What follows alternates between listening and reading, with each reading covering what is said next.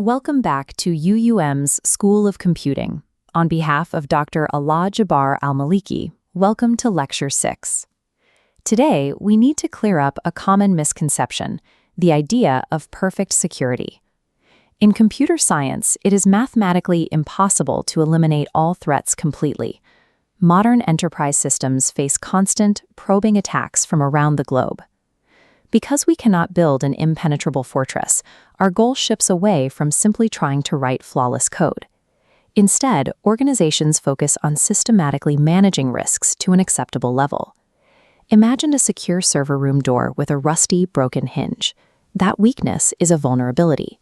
When a thief discovers it, you have a threat. If the thief succeeds, the data loss is the impact.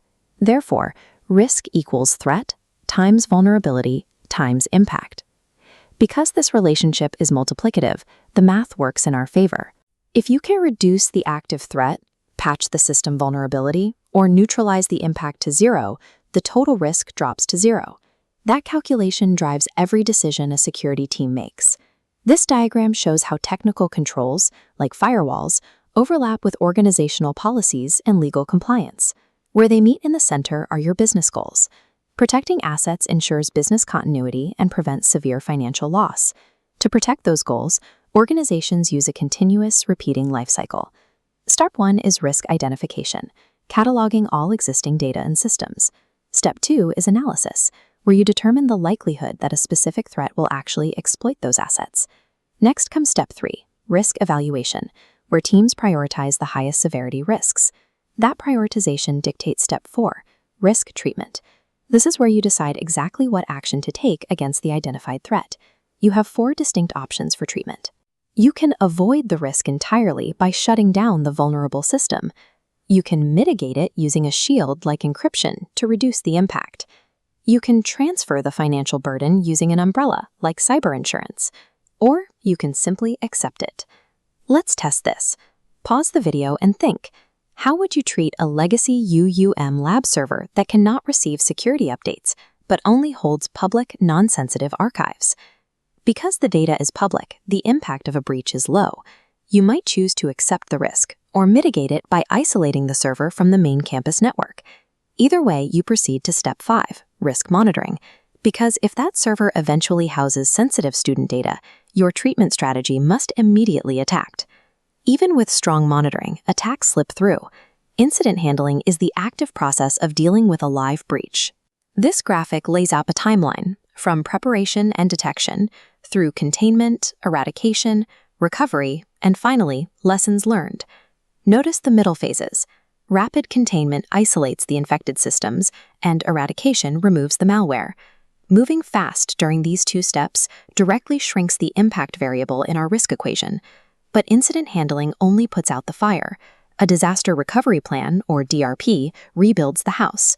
If a major attack takes down the network, the DRP activates data backups and system restoration plans to bring the business operations back online. To know how much to invest in those recovery plans, professionals assess risk in 2 ways. This screen shows quantitative assessment on the left, calculating exact financial loss by multiplying probability and impact. On the right is qualitative assessment, which relies on expert intuition to categorize risks as low, medium, or high. Quantitative math provides precise dollar figures, while qualitative logic is faster and easier to implement across departments. Organizations need both approaches to justify the massive expense required to maintain active incident response teams and robust disaster recovery infrastructure. Let's examine how these failures compound in the real world. In our first case, a company suffers a ransomware attack and loses all its data because they had no backups. This is a direct failure of their disaster recovery plan. In the second case, an attacker breaches a minor system, but the security team takes days to notice. The attack spreads across the entire network, proving the devastating cost of delayed incident handling. In the final case, a system is breached through a known, unpatched vulnerability. Because the team ignored the flaw beforehand, this represents a foundational failure in the risk evaluation phase. As a computer science student, you must be able to articulate these distinctions.